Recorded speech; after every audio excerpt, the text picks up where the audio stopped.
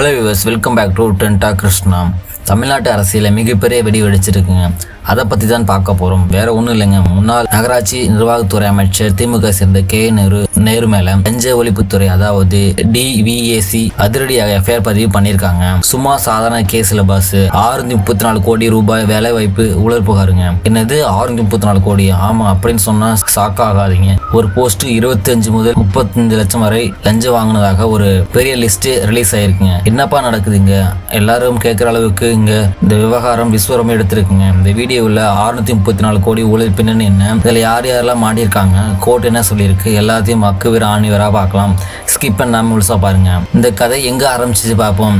போன வருஷம் அதாவது அக்டோபர் 2025 இடி அமைச்சர் நேருட தம்பி ராமச்சந்திரன் வீட்டில் பயங்கரமா ஒரு ரைடு நடத்தினாங்க. அந்த ரைட்ல சில டிஜிட்டல் ஆதாரங்கள், டைரி, அப்புறம் லிஸ்டுகள் சிக்கிருக்குங்க. அதுல இந்த அதிர்ச்சியான உண்மை வெளியே வந்துச்சுங்க. 2021 2025 வரைக்கும் நகராட்சி நிர்வாகத்துறையில நடந்த assistant engineer, junior engineer, down planning officer போன்ற 2538 போஸ்டுக்கு நகர்களுக்கு வேலை தராம காசு கொடுத்தவர்களுக்கு மட்டும் வேலை கொடுத்திருக்காங்கன்னு இடி கண்டுபிடிச்சிட்டாங்க. கிட்டத்தட்ட 232 பக்கம் கொண்ட ஒரு பெரிய ரிப்போர்ட்டை தயார் பண்ணி நம்ம தமிழ்நாடு அரசுக்கு அனுப்பியாச்சு. ஆனா உடனே எஃப்ஐஆர் போடுங்கன்னு அப்படின்னு இடி சொன்னாங்க. ஆனா அப்போது இருந்த திமுக அரசு இந்த விவகாரத்தில் ஆக்ஷன் எடுக்காம கொஞ்சம் இழுத்தடிச்சுட்டே இருந்தாங்க. தமிழ்நாட்டு ஆட்சியில மாற்றம் நடந்து முதலமைச்சர் ஜோசப் விஜய் தலைமையிலான தாவேக்கா அரசு வந்ததும் சீன் அப்படியே தலையெல்லாம் மாறிடுச்சுங்க.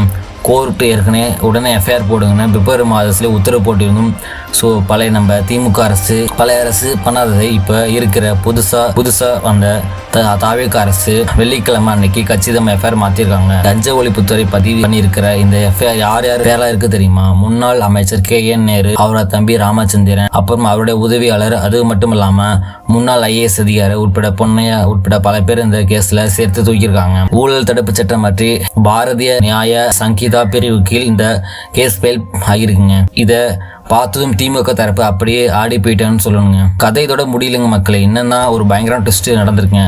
லஞ்ச ஒழிப்புத்துறை எஃப்ஐஆர் போட்ட உடனே நேரு வழக்கறிஞர்கள் சென்னை உயர்நீதிமன்றத்தில் அவசரமா முறைகேடு செஞ்சாங்க. அவங்க என்ன சொன்னாங்க பார்த்தீங்கன்னா, ஏற்கனவே ஜூன் 23 வரைக்கும் இந்த விஷயத்தில் எந்த ஒரு நடவடிக்கை எடுக்கக்கூடாதுன்னு அரசு தரப்பு கோர்ட்ல சொல்லியிருந்தது. அப்படி இருக்கும்போது திடீர்னு எஃப்ஐஆர் இன்னைக்கு போடலாம்னு அப்படின்னு கேள்வி எழுப்பினாங்க. பொது அட்வொகேட் ஜெனரல் கோர்ட் என்ன சொன்னாங்கன்னா, பழைய அரசு கொடுத்த உறுதிமுறை எங்களுக்கு கட்டுப்படாது, கோர்ட் உத்தரவுப்படி நாங்கள் எஃப்ஐஆர் போட்டோம் அப்படின்னு வாதாடினாங்க. ரெண்டு பக்கம் காரசாரமா விவாதம் போச்சுங்க. கடைசியில ஜட்ஜ் என்ன சொன்னாங்கன்னா, எஃப்ஐஆர் போட்டது ஓகே தான், ஜூன் 23 வரைக்கும் கேஸோட முக்கிய விசாரணை வரைக்கும் நேரு இதர நபர்கள் மீது நடவடிக்கை கூடாதுன்னு ஸ்ட்ரிக்டா சொல்லியிருக்காங்க. நேரு இது முற்றிலும் அரசியல் பழிவாங்கும் நடவடிக்கை, என் மீது குற்றச்சாட்டுகள் எந்த உண்மையிலையும் தொடர்ந்து மறுத்துட்டு வராருங்க. எது எப்படியோ மக்கள் ஜூன் 23 வரைக்கும் நேருக்கு தற்காலிக நிம்மதி கிடைத்திருந்தாலும் இந்த 634 கோடி ரூபாய் ஊழல் வழக்கு இப்போதைக்கு அரசு ஓய போகிறது இல்லைங்க. தாவேக்கா அரசு எடுத்த இந்த அதிரடி நடவடிக்கை பற்றி நீங்கள் நினைக்கிறீங்க? உண்மையிலே காசு கொடுத்து வேலை வாங்குறத நிலைமை என்ன ஆகும்? உங்களுடைய கருத்துக்களே கீழே கமெண்ட் சொல்லுங்கள். வீடியோ பிடிச்சா லைக் பண்ணுங்கள், உங்கள் ஃப்ரெண்ட்ஸுக்கு ஷேர் பண்ணுங்கள், மறக்க நம்ம சேனலை சப்ஸ்கிரைப் பண்ணிவிட்டு தேங்க்யூ ஃபார் ஃப்ரெண்ட்ஸ்.